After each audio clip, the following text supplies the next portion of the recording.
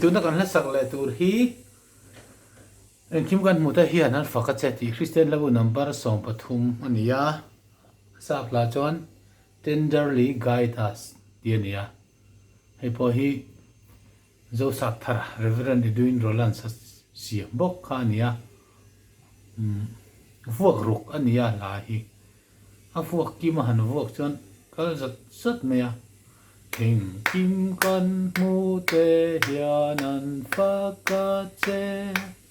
katia sak hangai ta adik chodik du khop maya competition na tan te chuan ngamara chu tun lai jon thang thar te zai thiam to a the khan nuam hin ti choka Engkim kan hmuhte hian an faka che atika katia sak kha andu zok thina ni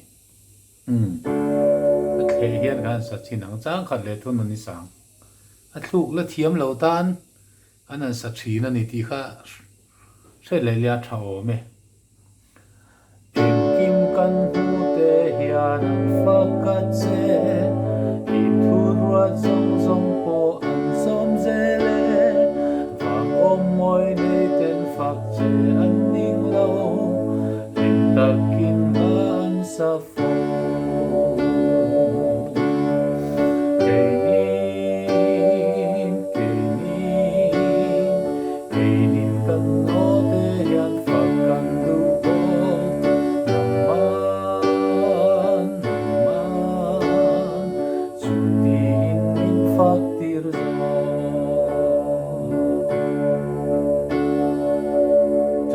sa le lokang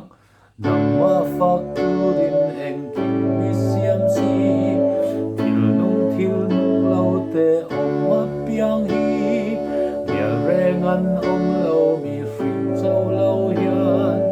kan dam chan lo kan ti fan keinin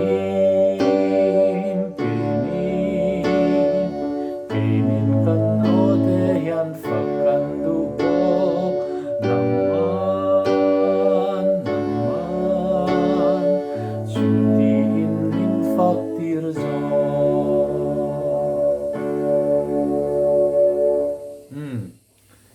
du tok phot neng